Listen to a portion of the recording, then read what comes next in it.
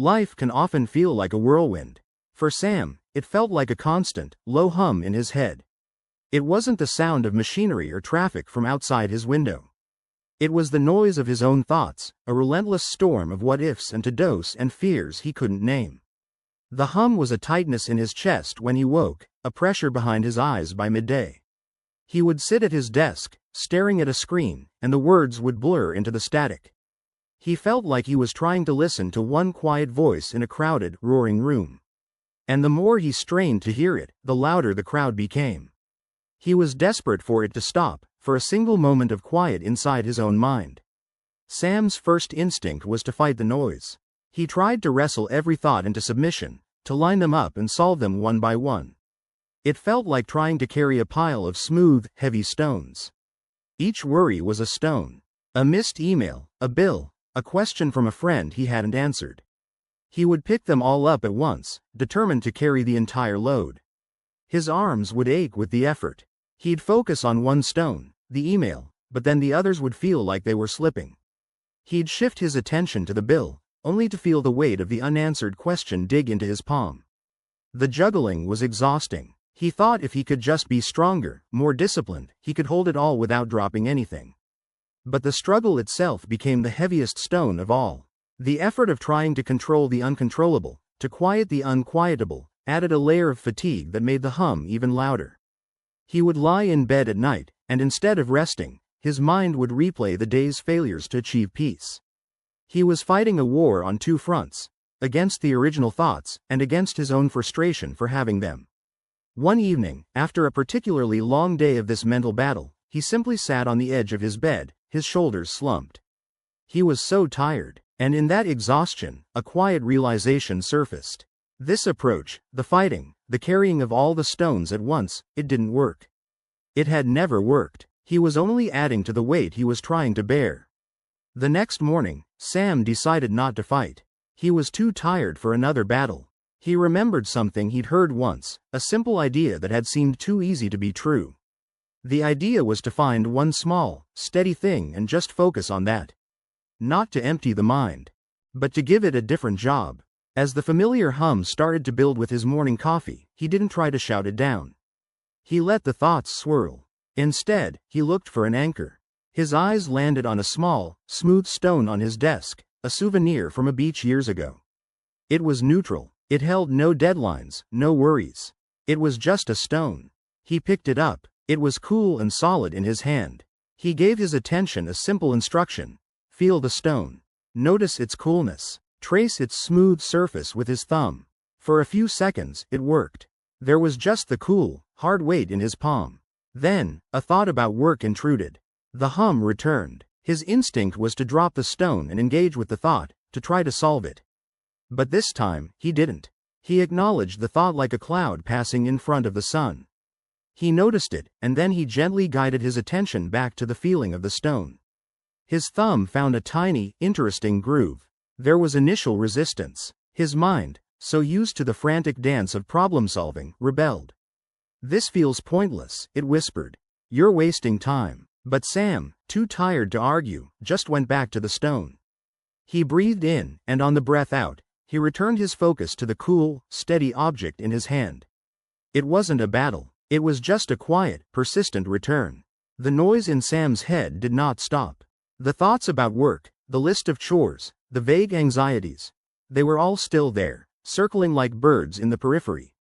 But something fundamental had changed. He was no longer standing in the middle of the flock, arms flailing, trying to shoo them all away. He was simply sitting on a bench, watching them fly past.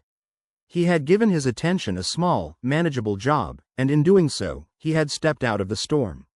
He felt the weight begin to lift. Not all at once, not in a dramatic whoosh, but as a subtle lightening, as if he had been carrying a heavy backpack for miles and finally set it down on the ground beside him. It was still there, full of all the same things, but he wasn't bearing its full force on his shoulders anymore. The tightness in his chest, which had felt like a clenched fist, began to soften, finger by finger. He took another breath, and this time he used the breath itself as the anchor. He breathed in for a count of 4, feeling the air fill his lungs. He held it for 2, a brief moment of suspension. Then he breathed out for 6, a long, slow release. As he exhaled, he imagined the air carrying the hot, frantic energy of his worries away from him, like a small boat drifting down a calm river. In the space between his focus on the breath and the returning thoughts, he found moments of clarity. They were brief, mere seconds of stillness, but they were profound. In one such moment, he realized the problem wasn't the thoughts themselves. The problem was his relationship to them. He had been treating every worry as an urgent command, a fire that needed immediate putting out. But most of them were just possibilities, memories, or meaningless noise. They only gained power when he grabbed onto them and wrestled with them. By focusing on the simple, steady rhythm of his breathing, he was creating a small pocket of space. And in that space, he could see the thoughts for what they were. Just thoughts. They came, and if he didn't grab them, they would go. The small victory wasn't in achieving a perfectly silent mind. The victory was in the gentle act of returning. A thought about a project deadline would arise. He would notice it, feel the familiar spike of tension, and then, without judgment, guide his attention back to the cool stone in his hand or the next slow inhale. Each return was a choice. It was a quiet reaffirmation that he was not at the mercy of the storm. He had found a small, steady shelter within it. Sam did not achieve perfect peace that first morning. The practice was not about perfection. It was about consistency. He made a simple decision. He would try this for 5 minutes each morning. Some days, his mind was a raging torrent, and his attention would be pulled away every few seconds. On those days, the practice felt like a constant act of returning, again and again. He learned that the value wasn't in how long he could hold the focus, but in the gentle persistence of coming back to it. It was like building a path through a forest. The first time, you have to push through thick undergrowth. But if you walk the same path every day, even for a few minutes, the way becomes clearer. The ground becomes firmer. The small focus was creating that path in his mind. He began to notice the cumulative effect. The 5 minutes of practice didn't make the rest of his day perfectly calm, but it did create a reference point. When the hum would start to build later at his desk, he could remember the feeling of the smooth stone. He could take one conscious breath, recalling that morning's anchor, and feel the pressure ease just a little. The practice was a small deposit in a bank of calm, and he could make a tiny withdrawal throughout the day when he needed it. The space he created in the morning began to stretch, leaving small pockets of quiet in the afternoon. He found he could listen better in conversations because he wasn't simultaneously trying to solve 3 other problems in his head.